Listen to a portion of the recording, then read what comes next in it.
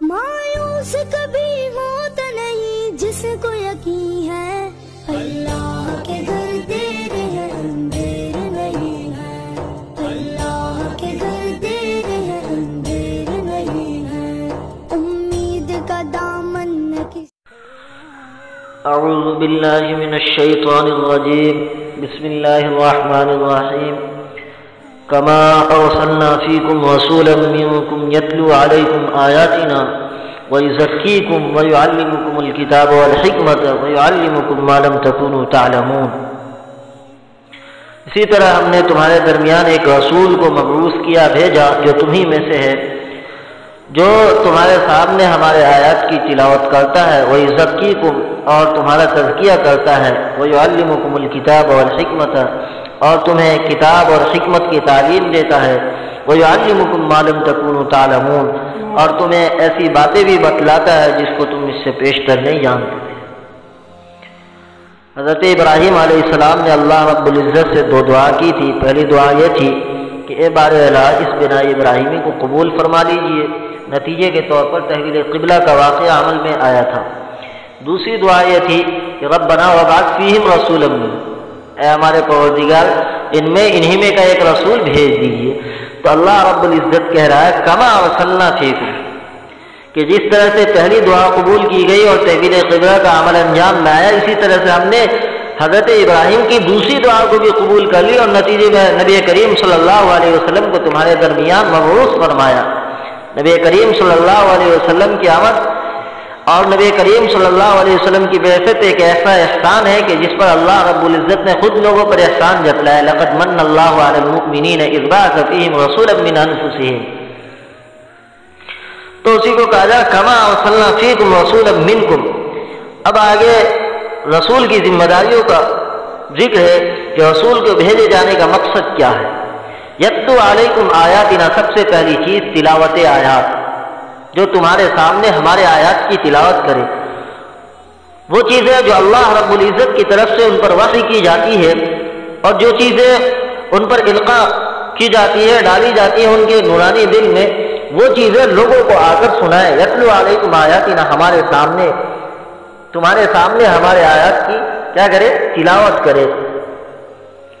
وَيُزَكِّيكُمْ، دوسری چیز تمہارا تزکیہ کرے۔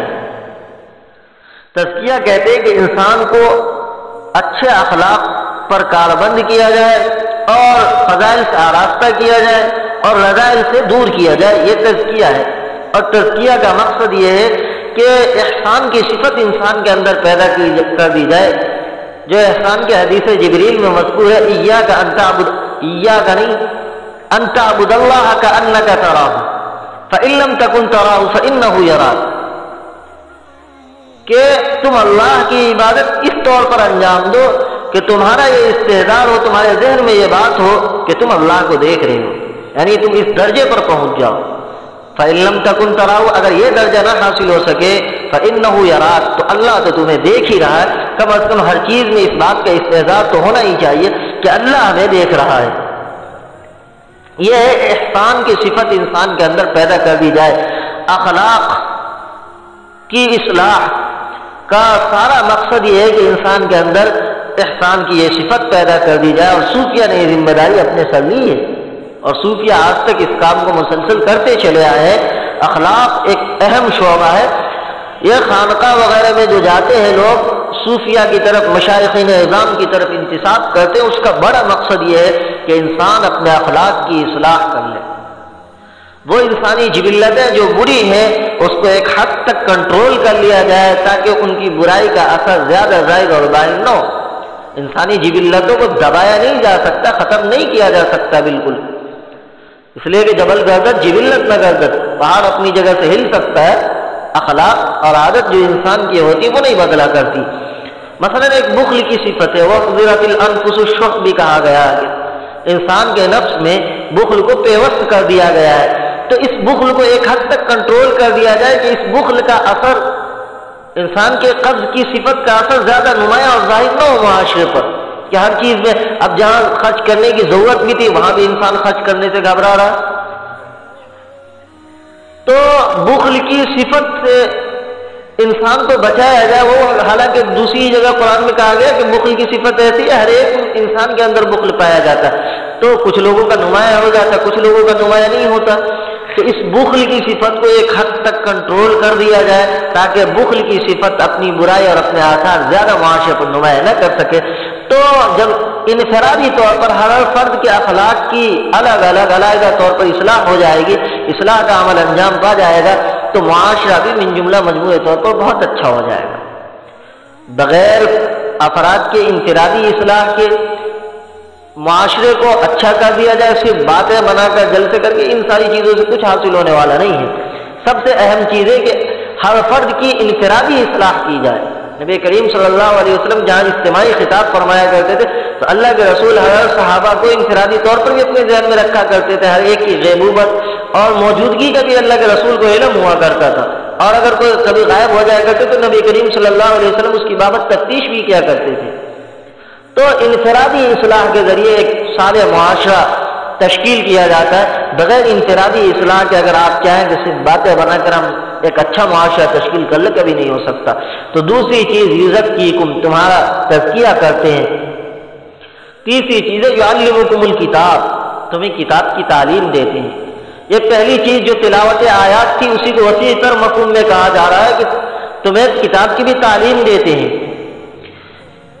مجمل کی وضاحت کرتے ہیں، متشابہ کو بتاتے ہیں، غیر مفسر کی تفسیر کرتے ہیں، جو چیزیں واضح نہیں ہوتی ہر ایک، اب چونکہ قرآن کا اپنا لب و لہجہ، اپنا اسلوب ہے، اپنے اسلوب کی ندرت ہے، تو ہر ایک کے بعد فوراً سمجھ میں نہیں آتی، تو نبی کریم صلی اللہ علیہ وسلم بنفس نفیس موجود تھے، اللہ کے رسول صلی اللہ علیہ وسلم سے جا کر لوگ استفسار کر لیا کرتے تھے۔ تو یعلمکم الکتاب، تمہیں کتاب کی تعلیم دیتے ہیں، والحکمت، حکمت کی باتیں بھی بتاتے ہیں، طے کی بات جس کو حضرت معاشد مدنی حضرت معاشد مدنی قدس سرہ کہا کرتے تھے، طے کی بات، حکمت طے کی بات، تفقہ فی الدین، یعنی دین کی فہم۔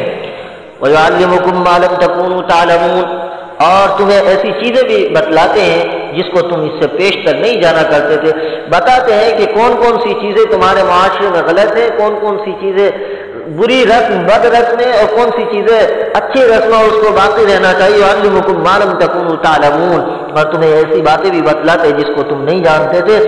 آج اگر ہم اپنے معاشرے کا سرسری جائزہ لیں اس آیت کے تناظر میں کہ ہمارا معاشرہ کتنے تقاضوں کو پورا کر رہا ہے، نبی کریم صلی اللہ علیہ وسلم نے جو الگ الگ حدیثوں میں اپنے بعثت کا مقصد بیان کیا ہے کہ ایک جگہ کا انما بعثت لاتمم مکارم الاخلاق، کہ میں مکارم اخلاق کی تکمیل کروں، اس لیے بھیجا گیا ہے۔ ہمارے اخلاق کا فقدان ہے، کوئی کسی کی نہیں سنتا، نہ بڑا چھوٹے کی، نہ چھوٹا بڑا، کسی کو دوسرے کا پاس و لحاظ نہیں، ذرہ برابر پاس و لحاظ نہیں ہے۔ اگر آپ چھوٹے سے کہیں کہ ایسا نہ کرو تو فلاں آپ پر بھی پھٹ جاتا ہے، آپ اگر بڑے کو کسی کے بڑا بدتمیز معلوم پڑتا ہے، تو یہ ساری چیزیں نتیجہ اس بات کا ہے کہ ہمارے اخلاق کی اصلاح نہیں ہوئی۔ تکمیل اخلاق کے لیے اور اخلاق کی اصلاح کے لیے ہمیں رابطے کرنے چاہیے مشائخ نظام سے، وہ جن کا کام ہی ہے کہ وہ بند گھروں میں بیٹھ کر ایک پوری کائنات کی اصلاح کرتے ہیں، کائنات کے لوگ، ایک بڑی دنیا کے لوگ ان سے وابستہ اور ان کا فیض اٹھا رہے۔ خانقاہ میں جب لوگ بیٹھے ہوئے وہ صرف پیری مریدی کے لیے نہیں بلکہ اخلاق کی اصلاح کے لیے، خانقاہ کا سب سے اہم مقصد ہے اخلاق کی اصلاح، تزکیہ اور احسان کی صفت پیدا کرنا، تو وہاں جا کر رابطہ کرنا چاہیے۔ ساری چیزیں تو بات کی، پہلی چیز جو تلاوت آیات اور تعلیم کتاب جس کو کہا جاتا ہے اس کا صحیح معنوں میں اہتمام نہیں ہے۔ وہ لوگ جو محدود حلقے سے وابستہ ہے، مدارس اور تبلیغ سے وابستہ، ان کو تو کسی نہ کسی حد تک اس کی تلافی ہو جاتی ہے، ان کے لیے تلافی کا اہتمام کر دیا جاتا ہے، لیکن وہ لوگ جو نہ کبھی مدارس گئے نہ کبھی تبلیغ میں گئے، ان کا کیا ہو؟ ان کی ذمہ داری کن کے کندھوں پر ڈالی جائے گی؟ ان کی بابت کن سے پوچھ گچھ کی جائے گی؟ صرف جلسے کر کے بینر لگا کے اور صرف لفظی سطح پر لفظی بیان بازی دے کر کیا ایک لمبے عرصے کا جہل دور کیا جا سکتا ہے؟ نہیں، اس کے لیے عملی طور پر ہر ایک کو آنا پڑے گا، اور ہر ایک احساس ذمہ داری سے لبریز ہو، ہر ایک سمجھے کہ یہ ہماری ذمہ داری اور انفرادی طور پر ذمہ داری۔ جب اس احساس کے ساتھ آپ کام کریں گے، جب اس احساس کے ساتھ ہر فرد آگے آئے گا کہ اس کو اپنی ذمہ داری اور بنیادی ذمہ داری میں شمار کرے گا، اولین ترجیحات میں اس کا تعین کرے گا، تب جا کر یہ ساری ذمہ داریاں پوری ہوں گی. اور وہ جو آدمی لا الہ الا اللہ محمد رسول اللہ کے صحیح تلفظ پر قادر نہیں ہے، پورا قرآن صحیح پڑھنے پر قادر ہوگا، لیکن اس کے لیے کام کرنے پڑیں گے. سبحان اللہ بحمدہ، سبحانک اللہم وبحمدک، ونشہد ان لا الہ الا انت، نستغفرک ونتوب الیک. سبحان ربک رب العزۃ عما یصفون، وسلام علی المرسلین والحمد للہ رب العالمین.